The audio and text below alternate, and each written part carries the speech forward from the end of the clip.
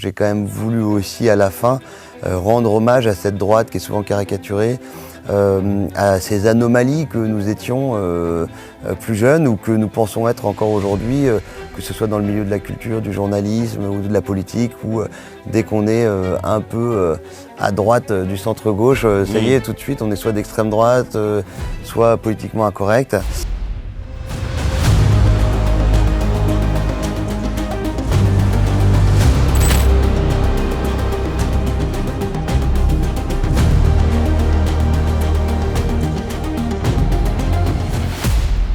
Bonjour à tous, chers abonnés d'Omerta, chers abonnés de notre chaîne YouTube, abonnés également de l'application et aussi les lecteurs de notre magazine, à qui je signale la sortie du nouveau trimestriel d'Omerta, nouveau hors-série, en fait le numéro 3, Iran, la faute de Trump, le bourbier de l'Amérique.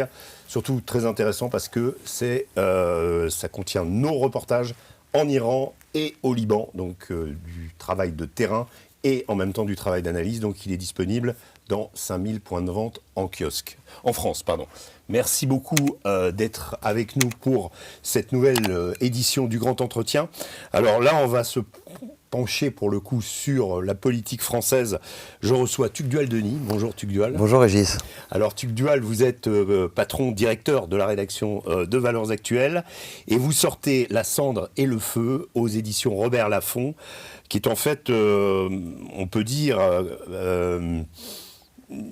les mémoires d'un garçon de droite.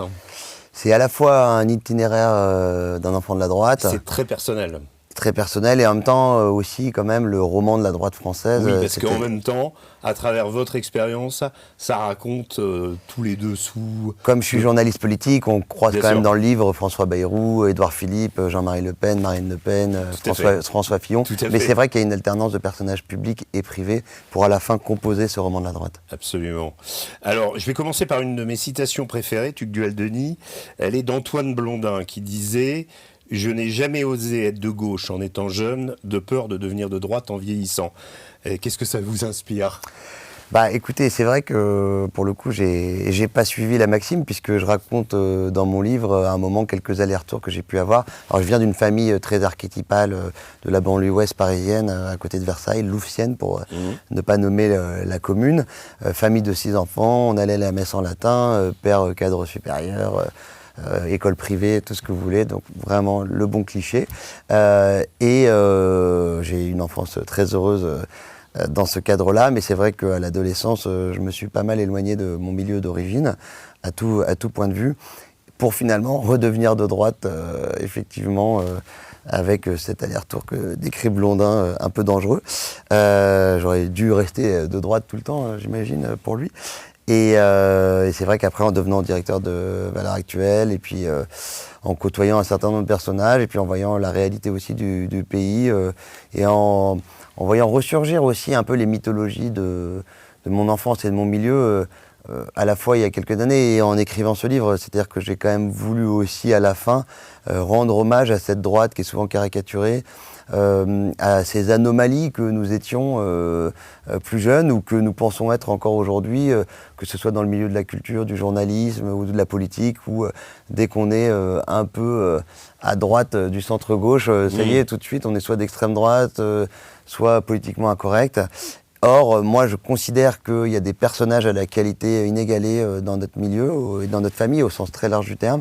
Je considère qu'on a des paysages magnifiques à décrire, qui vont du Mont-Saint-Michel aux plaines de la Beauce, incisés par les pèlerins de Chartres, que je raconte dans mon livre, la Trinité-sur-Mer avec les Le Pen, la Sarthe avec François Fillon, la Vendée avec Philippe de Villiers, et même aussi Bordère dans les Pyrénées avec François Bayrou.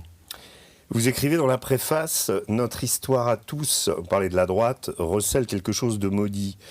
Vous pensez que la droite, c'est la défaite, accepter que quelque chose auquel on croit va nécessairement disparaître ?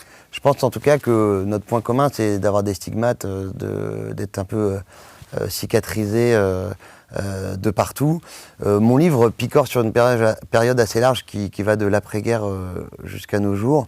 Et si on redéroule comme ça un peu chronologiquement les choses, à l'après-guerre, il y a l'épuration sauvage. Elle est incarnée dans mon livre par mon grand-père paternel, qui était avocat au barreau de Saint-Malo et qui a eu des fonctions à la mairie de Saint-Malo pendant l'occupation, justement pour essayer un peu de protéger la jeunesse de l'occupant allemand, pour essayer à sa manière de à la fois continuer à faire tourner les choses et en même temps tout en restant bien français, je peux vous dire. Et en fait, à la Libération, il a été accusé d'épuration par évidemment un confrère jaloux. Et en fait, c'est vraiment une histoire très typique de ce qui s'est passé après-guerre, des jalousies, des haines recuites, des procès d'intention. Moi, je précise que mon grand-père a été totalement blanchi par la cour d'appel de la République, de la justice de la République à Angers 6 ans plus tard. Mais évidemment, les dégâts avaient été faits, la calomnie avait évidemment porté ses fruits, à tel point d'ailleurs qu'il a abandonné la profession d'avocat.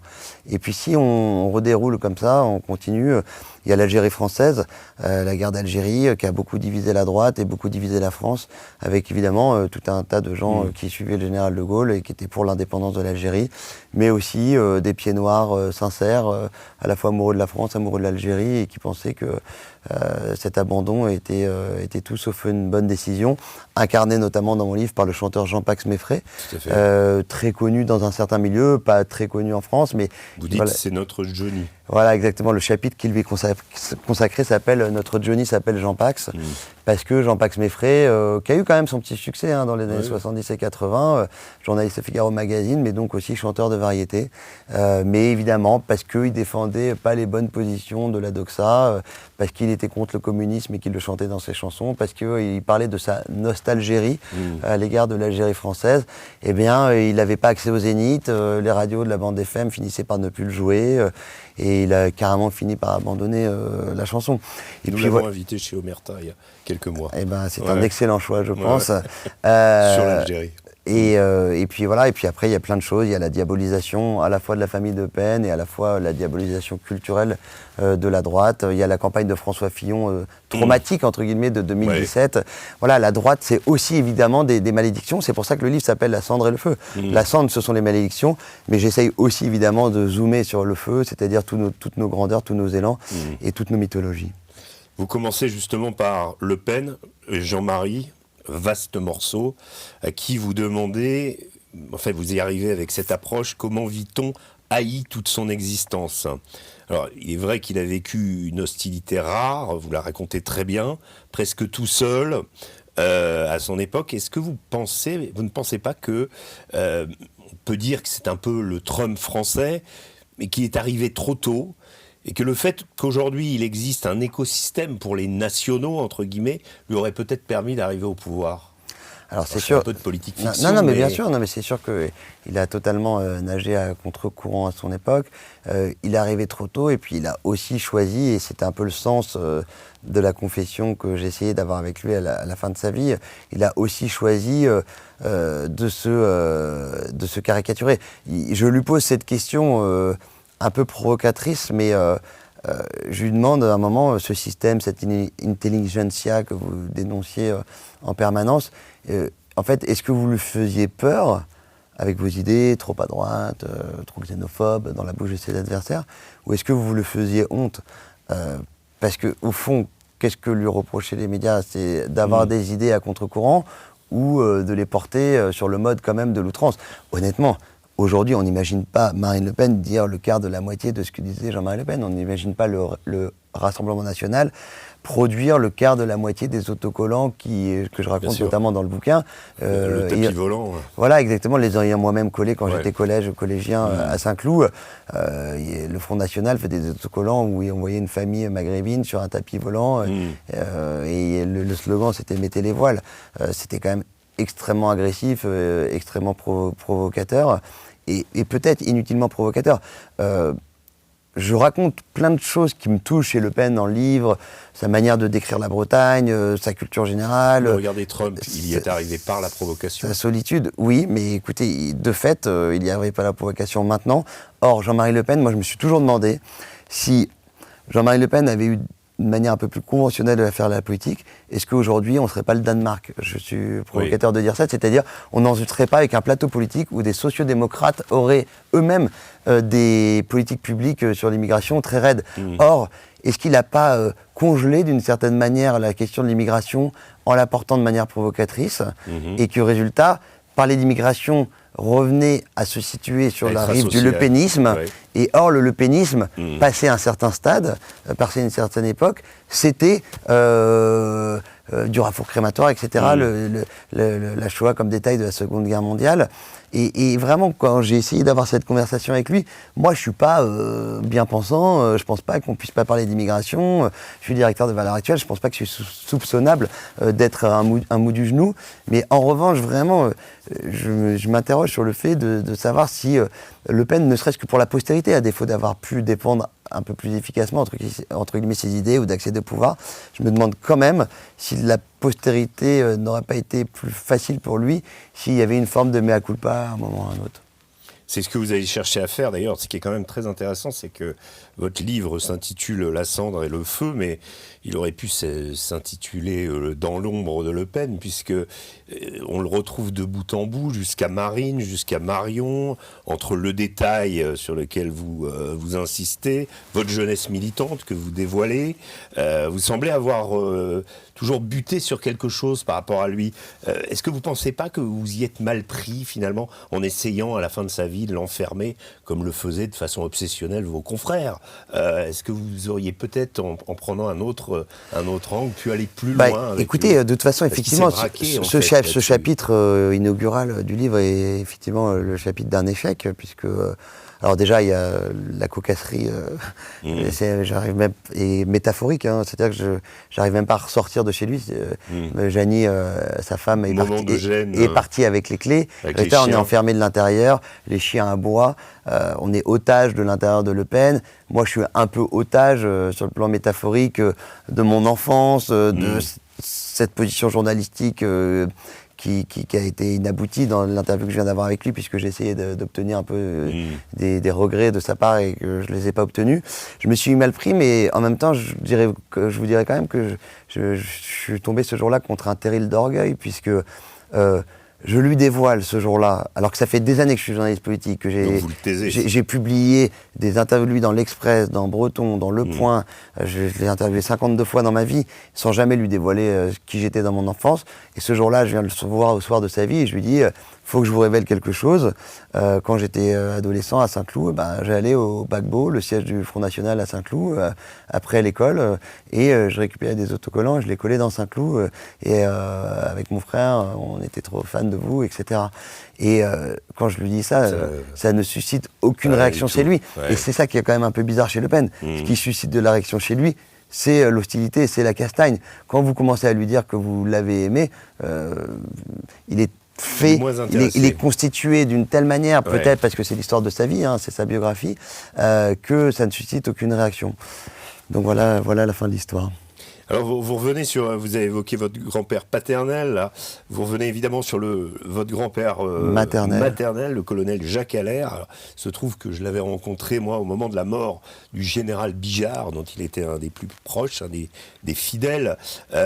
Bijard, à l'époque, ce qui est très intéressant, je vous livre l'anecdote et puis après on revient. Bijard avait écrit dans un de ses derniers livres que sa dernière volonté était de voir ses cendres dispersées sur le champ de bataille de Dien Bien Phu, et il avait écrit « ça fera chier les deux pays ». À Paris Match, à l'époque, nous voulions relever le défi, partir en touriste avec l'urne au Vietnam et immortaliser l'instant en les publiant dans les colonnes. Et j'avais rencontré Jacques Allaire qui trouvait l'idée intéressante. Évidemment. Malheureusement, c'est resté lettre morte. Bijard a été enterré à Fréjus, je crois, dans mes souvenirs. Et donc moi, ça m'avait marqué parce que j'avais en face de moi un Bijard boy, comme on les appelait, un fidèle des fidèles, et je le retrouve dans votre livre.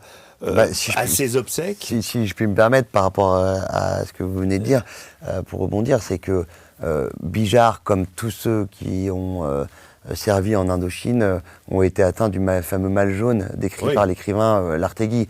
Donc ça ne m'étonne pas du tout, effectivement, que Bijard ait voulu voir ses cendres dispersées, alors qu'il a servi en Algérie, qu'il a servi en Afrique, qu'il a été déployé. Mais en fait, personne n'est jamais revenu d'Indochine. Personne n'est jamais revenu de Dien Bien Phu. Et moi, j'ai toujours été vraiment bouleversé, effectivement, par ce que disait mon grand-père Dien Bien Phu, de ce qu'il avait vécu là-bas. Vous voyez, j'en suis encore assez ému là. Mon grand-père... magnifique des défaites, je crois. Une défaite glorieuse, c'est vraiment c'est l'oxymore parfaite qui va pour Dien Bien Phu. Et la grande anecdote concernant mon grand-père et Bijard, c'est que donc, mon grand-père était lieutenant de Bijard au moment de la bataille de Dien Bien Phu, qui a duré plusieurs semaines, comme vous le savez évidemment, mais peut-être pour l'indiquer à vos téléspectateurs. Et mon grand-père tenait une position d'artillerie. Le Dien Bien Phu tombe sous le feu nourri des Viet Minh, et mon grand-père apprend qu'il y a un cessez-le-feu, mais il ne veut pas y croire, et donc il demande un ordre écrit à Bijard que son aide de camp va chercher au quartier général, et Bijard lui fait écrire ce mot qui est devenu un peu mythique, pour Allaire, de la part de Bruno, qui était le pseudo de la Résistance. Le pseudo de Bijard, cessez-le-feu à 17h, pauvre para, pauvre 6, parce qu'ils étaient tous les deux donc, du 6e bataillon de parachutistes. Et c'est vraiment... J'ai été obligé de le raconter un peu dans le livre, parce que, si vous voulez, pour moi, la droite, ce que j'ai essayé de faire, c'est... Moi, je m'en contrefiche, honnêtement, des Républicains, du RN, de Horizon, du Modem, de ce que vous voulez. La droite, pour moi, c'est... des mémoires, c'est des fidélités, c'est de l'héroïsme.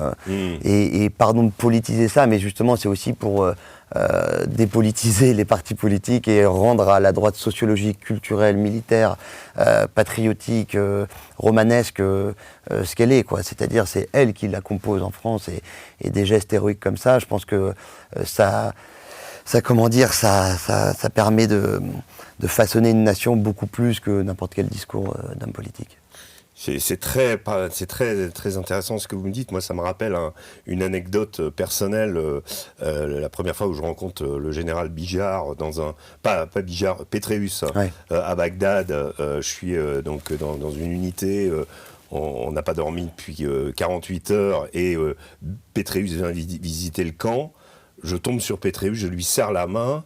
Il me dit, vous êtes français? Il me dit en français. Et immédiatement, il me parle de Bijard et il me dit, c'est mon mentor. Alors là, je me dis, le commandant en chef des forces américaines en Irak, après on a gardé une amitié, on l'a toujours, me dit, Bijard, c'est mon mentor. Et Bijard a échangé avec Pétréus grâce à un article que j'avais écrit dans Paris Match, où je raconte justement cette anecdote. Bijard, on m'a envoyé les trucs, avait annoté en disant ce que dit Pétréus de moi, c'est la plus belle des médailles. Ouais. C'est incroyable. Non, mais bien sûr. Et voilà. Et donc de se dire qu'on a des militaires qui ont ce retentissement. Alors on s'éloigne un petit peu du sujet, mais on est dans le sujet, bien sûr. Je crois en fait. Et alors ce qui est intéressant, c'est que vous décrivez les obsèques de votre grand-père, et vous écrivez, une droite brûlante existe encore. Elle vote depuis des années en ayant perdu son enthousiasme. Il lui reste encore les chants. Alors c'est vrai qu'on a un répertoire immense, mais moi j'ai vraiment envie de vous demander, peut-être parce que je le connais pas assez, mais vous trouvez franchement qu'Édouard Philippe, qui semble au centre de la cérémonie, qu'il appartient à ce monde, vous qui le connaissez bien, le monde de ceux qui chantent en chœur? Alors écoutez, on va redérouler la scène. Nous sommes aux Invalides. Il y a quelques années, 3-4 ans, mon grand-père vient de décéder, et comme il est grand croix de la Légion d'honneur, il a le droit à être enterré aux Invalides avec une cérémonie dans la cour des Invalides à l'issue de la messe. Il se trouve que quand Édouard Philippe était Premier ministre, il a emmené 2 anciens combattants au Vietnam lors d'un voyage officiel de la France à Dien Bien Phu. C'est la première fois qu'un Premier ministre ou un ministre de haut rang ou un ancien président de la République, ou un président de la République venait à Dien Bien Phu depuis Mitterrand. Parce que la France militaire sait gérer des défaites glorieuses, mais que les responsables politiques ne savent pas parler ce langage-là, malheureusement. Donc Édouard Philippe, première prescience, c'est quand même de se rendre à Dien Bien Phu lors de son voyage au Vietnam. Il y va avec mon grand-père, ils ont une discussion. Ils arrivent à Dien Bien Phu, ils laissent mon grand-père parler. Mon grand-père était assez bavard, donc mon grand-père fait tout un petit topo sur ses camarades disparus, qui est d'ailleurs topo publié par le compte Twitter de Matignon à l'époque. Ensuite, mon grand-père décède, j'écris un livre sur Édouard Philippe, toujours chez Robert Laffont, et quand mon grand-père décède, je connais un peu plus Édouard Philippe à cette époque, puisque j'ai publié un livre sur lui. Et donc je lui envoie un message sur WhatsApp en lui disant, écoutez, voilà, le colonel Allaire est décédé, il sera enterré aux Invalides telle date. Et il me dit, je vais passer. Et je le crois quand il le dit, parce que je sais, pour avoir déjà discuté avec lui, ce qu'il pensait de ce genre d'anciens combattants. La messe est célébrée par un de mes frères, qui s'appelle le chanoine Alban Denis, qui est un prêtre traditionnaliste de l'Institut du Christ Roi Souverain Prêtre. Un chanoine. Non, pas traditionnaliste, pas de fraternité Saint-Pédis, fidèle au pape, loyal au pape, mais en revanche, célébrant la messe en latin. Et il arrive à Saint-Louis des Invalides avec 12 enfants de chœur, en soutanelle bleu horizon, façon XVIIe siècle, avec une liturgie tridentine, avec de l'encens, avec un sermon où il parle du putsch d'Alger, où il parle de Dien Bien Phu. Donc une messe clairement droite conservatrice. Édouard Philippe est debout devant moi pendant toute la messe, à 20 cm de moi. Et pendant toute la messe, je me dis effectivement comment un jupéiste accueille... Quelle est la vibration Accueille exactement cette liturgie. Et en même temps, je vous dirais que j'avais beaucoup de doutes sur la liturgie, j'avais aucun doute sur la mythologie militaire. Édouard Philippe est fanamini. J'ai déjà vécu des scènes avec Louis Dragnel, que vous connaissez, qui est chef du service politique d'Europe 1 et directeur de la rédaction du JD News, qui était Fanamini lui-même. Fanamini lui-même à mort. Et on a été collègues à Valeurs Actuelles. Et donc on allait, à l'époque où Édouard Philippe était à Matignon, faire tout un tas de rendez-vous politiques communs ensemble. Et il nous est déjà arrivé d'être à Matignon, dans le bureau d'un conseiller d'Édouard Philippe, et on entendait des chants de la coloniale dans le bureau d'à côté, qui était le bureau du Premier ministre, et qu'en fait Édouard Philippe chantait avec son directeur de cabinet, Benoît Ribadonima, qui est complètement fanamili, et du général Durieux, qui était à l'époque son chef de cabinet militaire. Édouard Philippe est allé à Canjouers sans caméra, sans photo, passer des jours et des nuits à dormir avec les militaires. On peut penser ce qu'on veut de son positionnement politique, des 80 km/h, des gilets jaunes, de ce que vous voulez. C'est un putain de fanamili, ça je vous le garantis à 2000%. Vous dites aussi qu'il et donc je lui dis, moi pardon, excusez-moi, après la cérémonie file, on ne s'est pas vu pendant pas mal de temps, et puis plusieurs mois après, je le retrouve au Havre, j'accompagne Bruno Retailleau à l'époque, toujours comme journaliste, et puis évidemment j'ai mon petit tête-à-tête avec Édouard Philippe, on se connaît, et je lui dis, en fait il y a un truc que je voulais vous demander. Quand vous étiez à la messe des Invalides, là, avec mon frère, à sa messe en latin, la prière du para à la fin de la messe, mon Dieu, donnez-moi l'ardeur au combat. Vous connaissez ça par cœur, mais je le dis pour à nouveau vos téléspectateurs. Bon voilà, moi j'avais évidemment les poils, la chair de poule, il y avait 400 mecs en train de chanter ça au garde à vous. Et je dis, Édouard Philippe, voilà, comment vous avez ressenti cette messe? Parce que j'avais vraiment l'impression de vous avoir embarqué dans un truc mytho, comme on dit. Et il me dit, mais attendez, je veux dire, vous avez fait un bouquin sur moi, vous ne me connaissez pas assez. Je vous ai dit, quand à l'époque vous avez fait mon bouquin, et c'est vrai que je l'avais écrit dans le bouquin à l'époque, que je suis pas croyant, je vais pas à la messe, mais par contre quand je vais à la messe, c'est pas pour écouter de la guitare électrique. Donc oui, ce genre de messe, j'aime bien. Et puis la prière du para, c'est un des plus beaux chants sur terre. Donc voilà, et c'est vrai que dans son bureau, Havre, il a des carnets de chants militaires et tout. Hein.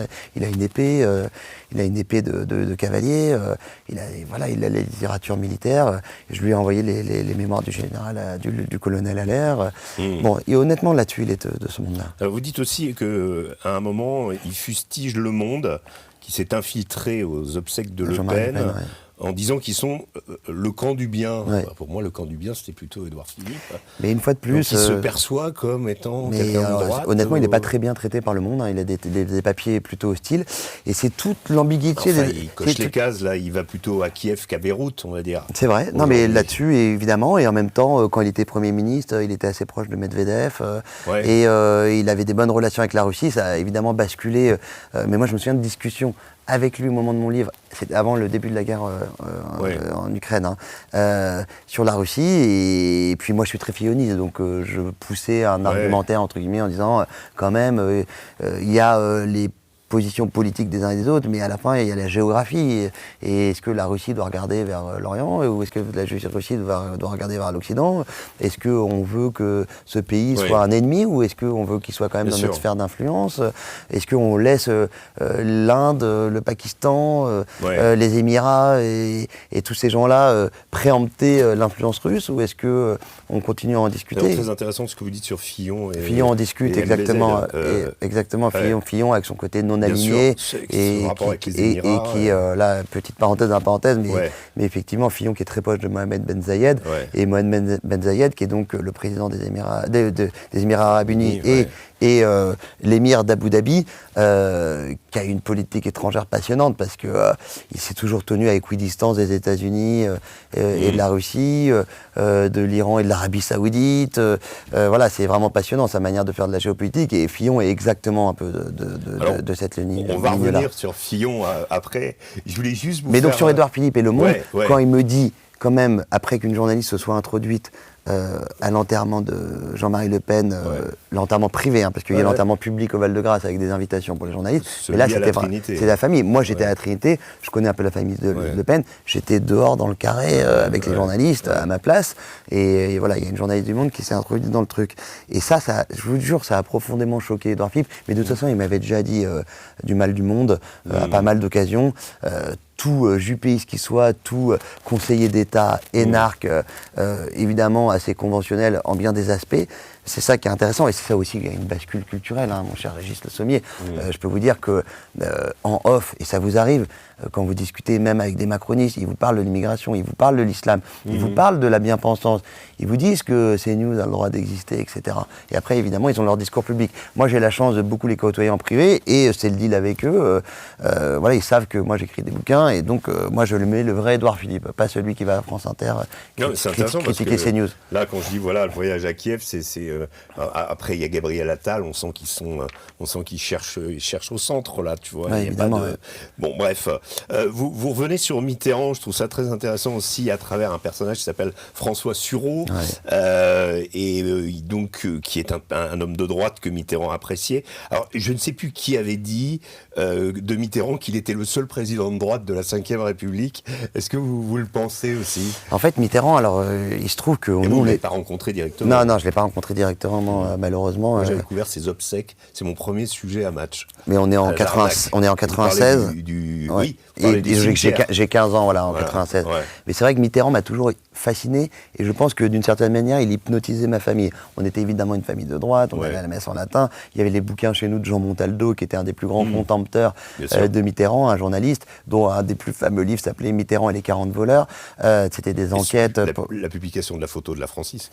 La publication de la photo de la Francisque. Péan. C'est ça, c'était Péan. Mais Péan, Montaldo, lui, c'était plutôt les révélations sur ses liens avec la franc-maçonnerie, sur les histoires d'argent qu'il pouvait y avoir dans la Mitterrandie. Et en fait, il nous hypnotisait, il nous fascinait, et en même temps, on se sentait entre guillemets assez proches, parce que déjà, il y avait ce phrasé, il y avait cette culture générale qui quand même interpellait. Et puis, il se trouve qu'à Louvciennes, on habitait, nous, en face des chasses présidentielles du parc de Marly-le-Roi, et donc on imaginait Mitterrand avec mon frère, quand on escaladait le mur et qu'on rentrait de manière illégale dans l'enceinte des chasses présidentielles, faisant s'envoler immédiatement des milliers de faisans et de perdrix. Personne venait, et puis quand lui, il venait une fois toutes les 3 semaines, il suffisait de viser en l'air et de lever direct 3 faisans. Des chasses présidentielles où il venait chasser avec Bouygues, avec Dassault, etc. Francis Bouygues, et Dassault père aussi. Et donc il y avait cette mythologie de Mitterrand qui évidemment nous ébahissait, et comment dire, et puis je me suis rendu compte en écrivant le livre que la maison à 60 mètres au-dessus de chez moi, qui était la maison du docteur Raillard, était en fait une sorte de garçonnière de Mitterrand, parce que Mitterrand, qui était très ami avec ce fameux médecin, venait y organiser des rendez-vous très privés, et notamment avec ses opposants politiques, que pouvait être Charles Pasqua, et qui raconte dans ses mémoires, je le cite, ses entrevues avec Mitterrand dans la maison du docteur Raillard à Louvciennes. Donc il y avait une espèce de halo mitterrandien au milieu de notre droite, et honnêtement, plus le temps passe, plus je m'en rends compte aussi, parce qu'il y a eu le bouquin de Sébastien Le Foll chez Albin Michel qui s'appelle En bande organisée, qui raconte les amitiés de Mitterrand avec Bénouville notamment, et avec énormément de personnalités de droite. Et en fait, les vrais amis de Mitterrand étaient des amis de droite. Il n'a jamais quitté son ethos. Ernst Junger, il a lu évidemment Junger, et c'était un grand lecteur de Chardonne. L'éthos de Mitterrand est incroyablement de droite, et d'ailleurs c'est ça que j'ai essayé de rendre compte dans ce livre, et ça peut être des conversations que j'ai eues aussi avec François Bayrou. François Bayrou, il y a tout ce que vous pouvez dire sur Édouard Philippe qui s'applique à François Bayrou, sauf que François Bayrou, Édouard Philippe, tout d'un coup vous parlez du Monde, ou vous parlez Milly avec lui, il y a un autre ethos qui surgit. François Bayrou, vous allez chez lui à Pau, dans sa mairie aveuglé d'un soleil blanc devant les cimes des Pyrénées. Et là, tout d'un coup, il y a Henri IV qui ressurgit, vous allez à Bordère, et puis là, tout d'un coup, il vous parle de Peggy, il vous parle de Bainville. Il y a le régiment de Bijard aussi à Pau. Comment ? Il y a le régiment de Bijard aussi. Ah bah ça, vous me l'apprenez. Le 6e, ouais, ok, et il vous parle de Bernanos, et puis tout d'un coup, vous relisez La France contre les robots, le livre de Bernanos qui est paru en 1947, et puis il y a cette fabuleuse phrase, on ne comprend rien à la civilisation moderne si on ne l'admet pas d'abord qu'elle est une conspiration contre la vie intérieure. Et François Bayrou enchaîne en vous disant que la France est un pays qui ne respire plus, avec une identité complètement brimée.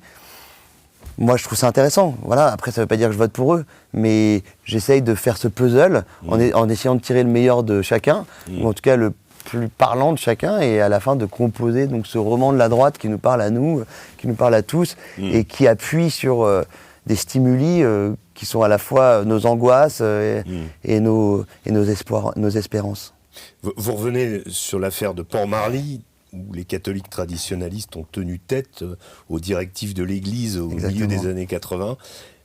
Vivez-vous la foi comme un combat, et que vous inspire le renouveau spectaculaire du pèlerinage de Chartres ? Alors écoutez, déjà je vous remercie énormément pour cette question, parce que c'est quelque chose qui me tient beaucoup à cœur, et finalement de plus en plus. Enfant, j'ai vécu la foi comme un combat. Mais si vous voulez, moi je viens d'une famille, alors je sais que mes frères et les sœurs l'ont pas forcément tous vécu comme ça, mais moi j'avais l'impression que c'était le militantisme du petit-déj jusqu'au dîner, quoi. On écoutait la radio et en même temps on était fâchés d'écouter les questions de François-Henri de Virieux, parce qu'on a trouvé qu'il maltraitait mal les gens de notre camp.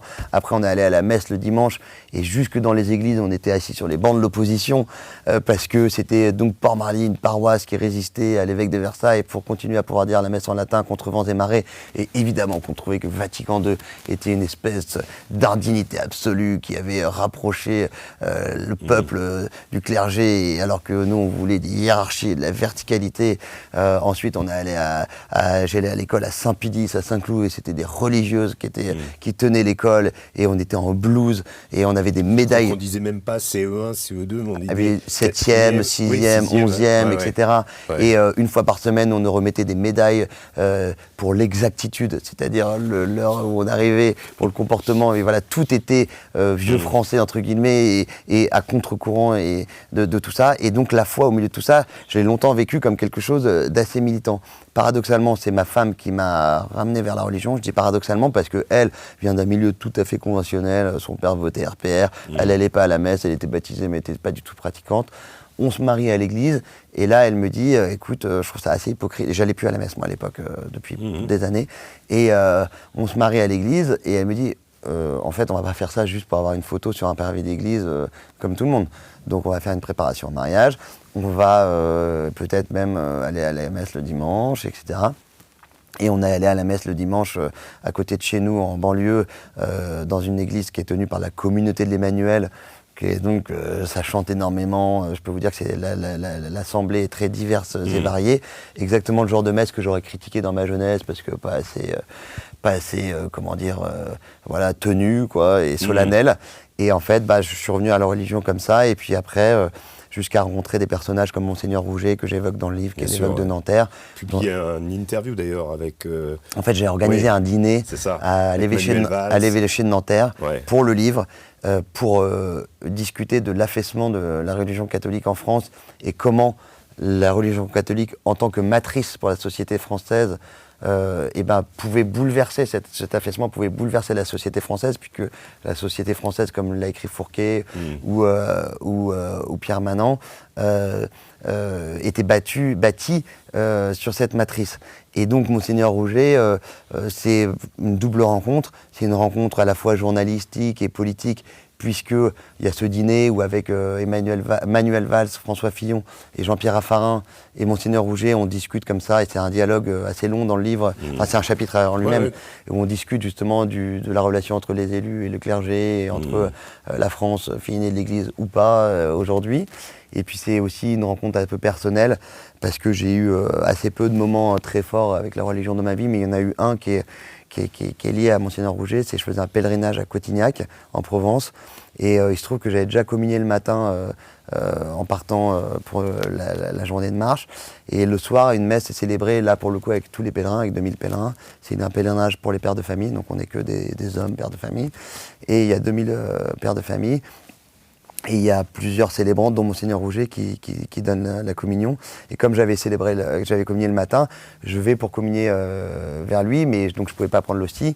On ne peut pas communier 2 fois par jour, donc je mets les mains comme ça, comme les enfants, quand ils vont communier sans avoir fait leur première communion. Et j'étais fatigué, j'étais ému, et je vois le visage de Monseigneur Rouget, et j'avais l'impression d'avoir une douceur christique face à moi, avec un grand sourire, de me voir arriver comme ça. Et donc, voilà, c'est un des moments assez forts de ma vie avec la religion, et qui est dû à lui et à notre amitié. Vous d'abord, un autre personnage qui est éduqué dans la foi catholique, j'ai nommé Jean-Luc Mélenchon. Ouais. Ce qui est très intéressant dans le portrait que vous écrivez de lui, on voit énormément le caractère du bonhomme. Personnellement, moi, je le mets vraiment à part Mélenchon. Je le mets d'ailleurs avec Le Pen comme un peu les 2 derniers hommes politiques à parler latin, ou en tout cas à pouvoir avoir fait leurs humanités. Ouais. Voilà. Ça les met pour moi vraiment dans une catégorie à part. Justement, qu'est-ce que vous pensez, je voulais vous faire réfléchir là-dessus, de la stratégie de Mélenchon, de vouloir remplacer le peuple? Est-ce que ce peuple, finalement, c'est pas Le Pen puis sa fille aujourd'hui qui l'ont conquis? Ce fut long, mais l'Élysée est possible pour la famille Le Pen, on va dire.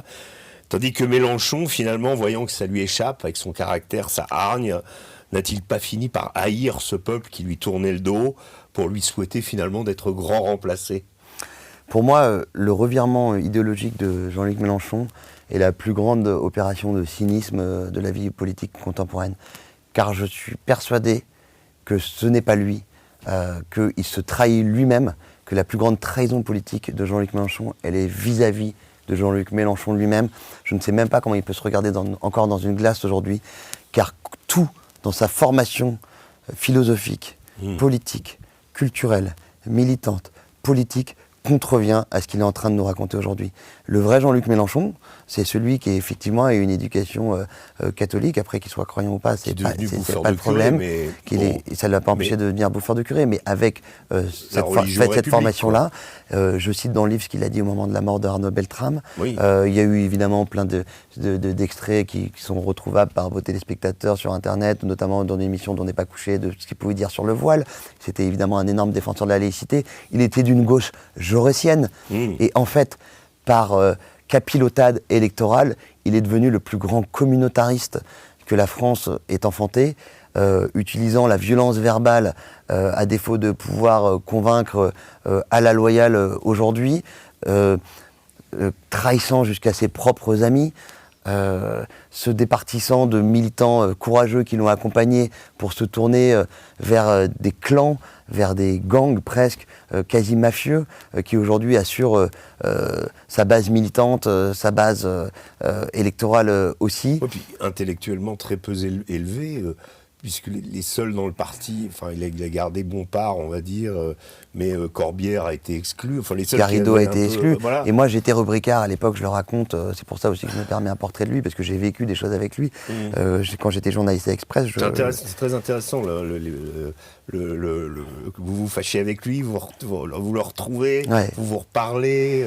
En fait, donc moi je l'ai quand même beaucoup côtoyé en tant que journaliste à L'Express. Je m'occupais de sa campagne en 2012, donc j'ai écrit des pages et des pages, j'ai fait tous les meetings, j'avais le droit à des entretiens privés avec lui, j'ai pris la bagnole avec lui, le train avec lui, parfois seul, parfois avec d'autres, mais bon, je l'ai quand même pas mal côtoyé. Et j'ai vu comment cet homme, vexé de son mauvais score à l'élection de 2012. C'est l'élection de 2012 qui a été charnière. Je pense qu'il s'est vu quasiment au second tour. Il y avait l'incendie de Notre-Dame, vous vous souvenez de ces mots, les mots qu'il avait utilisés pour décrire Notre-Dame? Je crois que personne ne lui arrivait à la cheville pour décrire cet édifice. Non, mais il y a une rhétorique chez Mélenchon, il y a même une scansion, il y a un phrasé, il y a une construction de la phrase vraiment qui est celle de quelqu'un qui a effectivement des humanités.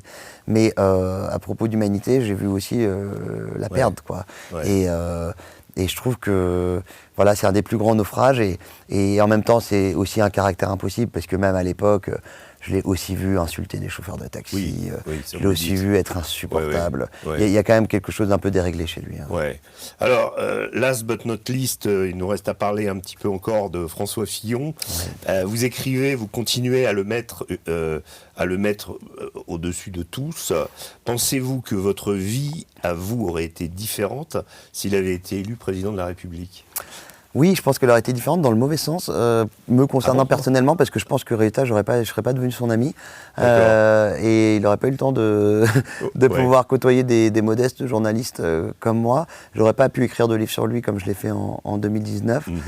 Par contre, je pense que la réalité de la France en aurait été effectivement différente. Je pense vraiment, si vous voulez, que François Fillon est l'homme politique le plus complet et le plus souhaitable pour le pays que j'ai pu rencontrer.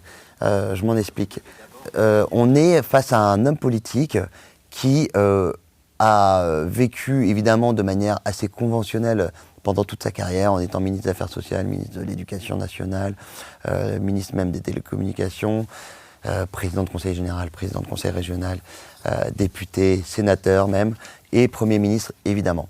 Je sais très bien que pendant toute cette période, il a pu décevoir, ou en tout cas pas tant marquer les esprits, puisque en tout cas la dette continuait d'augmenter, les flux migratoires malheureusement ne se sont pas exactement taris.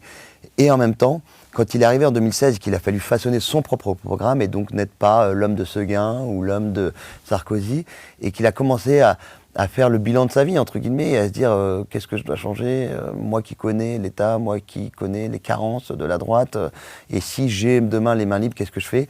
Et là, moi j'ai découvert un programme en 2017, et dès 2016 avec la primaire, qui était une forme de radicalité absolue, parce que honnêtement, si vous reprenez point par point, que ce soit sur les retraites, sur l'immigration, sur l'islamisme, il a quand même écrit un bouquin là-dessus. Hein, les chrétiens d'Orient aussi. Les chrétiens d'Orient, c'est le seul à les avoir défendus, l'aspect civilisationnel, bien aidé en cela évidemment par Bruno Retailleau à l'époque.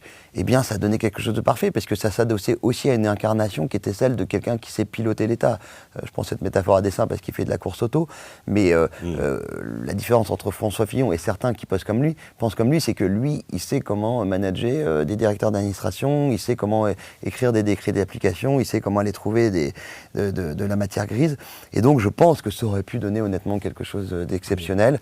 Moi, je suis devenu ami avec lui après, en écrivant un bouquin sur lui en 2019, La vérité sur le mystère Fillon, chez Plomb, grâce à mon ami Anne Méo, qui nous a mis en relation, qui est très proche de lui. Et là, j'ai découvert, honnêtement, voilà, quelqu'un d'exceptionnel. Moi, j'ai la chance aujourd'hui de le côtoyer beaucoup. Je l'appelle avant des émissions sur BFM, pour tout et n'importe quoi, entre guillemets. Je lui dis, bon, voilà, là, on va parler du budget de l'État, et il déroule, quoi. Je veux dire, c'est quelqu'un qui connaît tellement son sujet, et en même temps, voilà, qui s'adosse à aucun agenda, qui sait exactement de quoi il parle. Et c'est vrai que vous, c'est votre domaine de prédilection, moi beaucoup moins, mais j'ai beaucoup appris sur l'international avec lui. Il m'a expliqué, il est quand même atlantiste vigilant. Hein. Vous voyez, par exemple, sur les États-Unis, c'est moins ce qu'on puisse dire. Lui, il est très... voilà, c'est pas un néoconservateur. Ah, pas du tout, et il pense vraiment que il l'a dit d'ailleurs en commission d'enquête à l'Assemblée nationale sur les ingérences. Il a cité un certain nombre de cas, puisqu'on essayait évidemment de l'amener sur la Russie. Il a cité un nombre de cas. Vendre de la rillette à Moscou. Oui, mais il a surtout cité un nombre de cas incroyables d'ingérence américaine, des amendes évidemment sur les banques françaises, en passant par le principe d'extraterritorialité dont ils abusent à mort, et puis voilà, la nécessité d'une diplomatie raisonnable, raisonnée, qui tient compte de la géographie, qui tient compte de la profondeur historique, qui a le souci du non-alignement, pour être d'autant plus efficace. Donc moi, j'adore parler avec lui de l'Afrique, j'adore parler avec lui du Moyen-Orient. Je trouve qu'il a à chaque fois une position pas du tout caricaturale et qui permet de faire avancer le débat. Pour vous, c'est un assassinat politique, c'est le terme employé du terrorisme judiciaire qu'on a employé. Pour moi, c'est une falsification électorale, c'est-à-dire qu'on nous a falsifié une élection. Cette élection a évidemment été modulée par le fait qu'il y avait un pilonnage industriel sur sa campagne et contre François Fillon, On a assisté au remords de Robert Bourgi l'autre jour sur l'histoire des Exactement, qui a dit qu'il s'en voulait, il s'en mordait les doigts. Il aurait dû penser plutôt d'avoir essayé de piéger François Fillon avec ses costumes et d'avoir réussi d'ailleurs à le piéger. Voilà, sur l'emploi de son épouse, que des questions se posent, etc. Peut-être, en revanche, que la temporalité du parquet national financier soit tout d'un coup accélérée pour choisir un juge d'instruction, que les médias, au lieu de le traiter normalement et peut-être fermement, chacun est évidemment libre, mais là, je suis désolé, ce n'est jamais arrivé que les JT des 2 grandes chaînes, tous les soirs pendant 20 minutes, pendant 2 mois et demi. Moi, je les ai vus, j'étais filloniste à l'époque, donc je regardais pour vérifier. Je n'invente pas quand je vous dis ça. C'était tous les soirs 20 minutes. Donc c'était vraiment une espèce d'objectif industriel de destruction d'une campagne. Et pourtant, il a quand même fait 20%. Et pourtant, il a quand même rempli le Trocadéro. Et donc, je pense effectivement qu'on s'est fait voler notre élection au sens de on n'a pas eu de débat démocratique et légitime et naturel qu'on aurait dû avoir. Après, que les gens ne soient pas fillonistes, je leur demande pas de... Chacun a le droit d'être socialiste, de voter Marine Le Pen ou que sais-je. Mais là, les gens n'ont pas pu voter en âme et conscience. On n'est même pas sûr qu'ils pourront voter Marine Le Pen la prochaine fois. Là aussi, pour des raisons... Et potentiellement, ça recommence. Et en 2022, moi, je suis désolé, je l'ai déjà dit sur le plateau de BFM, dans bien d'autres endroits, évidemment que le conflit en Ukraine méritait qu'on s'y intéresse et que tous les points de vue soient exprimés. Mais il y a eu une captation de l'élection présidentielle 2022 par une trop grande couverture de l'élection et du conflit en Ukraine, et par le fait qu'Emmanuel Macron, du jour au lendemain, n'a voulu parler que de ça, n'a fait aucun débat, et que la seule chose dont il voulait parler, c'était de l'Ukraine. Il y a un personnage je termine par cette question qui me vient à l'esprit. On voit assez peu Nicolas Sarkozy dans votre... Il y a une petite scène avec lui, effectivement, il y a une rencontre. C'est vrai que c'est pas quelqu'un... Mais il y a plein d'absents. Il n'y a pas Bardella, il n'y a pas Zemmour. Mais Bardella est un peu jeune par rapport j'ai pas vécu assez de choses avec lui. Nicolas Sarkozy, j'explique d'ailleurs dans le livre, parce que je raconte 2 rendez-vous en privé que j'ai eu avec lui, et je dis, enfin j'ai mes rendez-vous, et c'était il y a 2 ans, c'était pas longtemps, ou 1 an et demi même, et je dis, ma carrière, je mets des petits guillemets, parce que tout à fait modeste, mais de journaliste politique aurait été pas la même si je l'avais pas rencontré, parce que j'ai eu le droit enfin à mes 2 rendez-vous avec lui, et là j'ai eu le droit à ce que tout le monde a le droit, ce à quoi tout le monde a le droit quand il est en forme et qu'on le voit, un espèce de one-man show incroyable d'un animal politique qui se levait, qui était là, oui vous voyez, il faut faire de la chute libre, etc. Quand vous êtes un homme politique, il faut jeter dans le vide, il mettait les mains comme ça, il s'asseyait, il se resseyait, tout en me proposant des chocolats, tout en insultant tes amis, tout en mettant en valeur ses ennemis, et vice versa. Donc, mais c'est vrai que je suis plus filloniste que sarkozyste, quoi. Il y a chez moi une correspondance absolue avec ce qu'est François Fillon. Il y a l'Ouest de la France, il y a la famille nombreuse, il y a une manière de dire les choses, peut-être avec un peu plus de componction. Voilà, je suis plus Fillon style que Sarko style. Fillon, je signale à nos auditeurs qui nous avaient fait dans un des magazines Omerta un grand panorama. À l'époque, le thème c'était la guerre des mondes, au moment où il y avait la montée en puissance. Je me souviens très bien, c'était au début de votre aventure, je crois. Non, c'était l'un des premiers magazines qu'on avait lancé. Et François Fillon m'avait appelé et s'était porté volontaire pour faire un grand papier. Il avait fait aussi un papier à l'époque en défense des chrétiens d'Orient, mais c'était la première fois et ensuite vous l'aviez eu dans Valeurs Actuelles. Exactement, fait, une grande interview. Retour, exactement. Part, parce qu'il a connu une période où... Avec énormément de questions géopolitiques dedans, c'était très porté sur l'international. Donc voilà, donc merci beaucoup. Merci à vous, cher Régis, pour votre lecture dont je réalise qu'elle fut complète, parce qu'on a parlé de beaucoup de choses dans le livre, et merci pour ce temps que vous m'avez accordé. Pour ceux qui s'intéressent à la droite, là on la voit dans l'intime, à travers vous, à travers votre histoire, mais aussi on voit plein d'anecdotes, plein de choses. Ça c'est toujours délicieux à découvrir, des choses qu'on ne connaît pas sur des personnages qu'on croit connaître. Exactement, en fait. Et effectivement sur Édouard Philippe en particulier, moi ça m'a, voilà, j'ai appris des choses. Bon. Voilà, merci beaucoup Tuc Duhal. Je rappelle le titre du livre, La cendre et le feu, édition Robert Laffont, disponible dans toutes les bonnes librairies, j'imagine. Oui, écoutez, j'ai eu la chance d'avoir un très beau tirage, donc c'est un peu partout et aussi disponible en ligne. Merci, à très bientôt. Merci à vous. Quant à vous, j'espère que cette émission vous a plu et que vous reviendrez plus nombreux encore la semaine prochaine pour une nouvelle édition du Grand Entretien. D'ici là, je vous souhaite une agréable journée et je vous dis, portez-vous bien, à bientôt.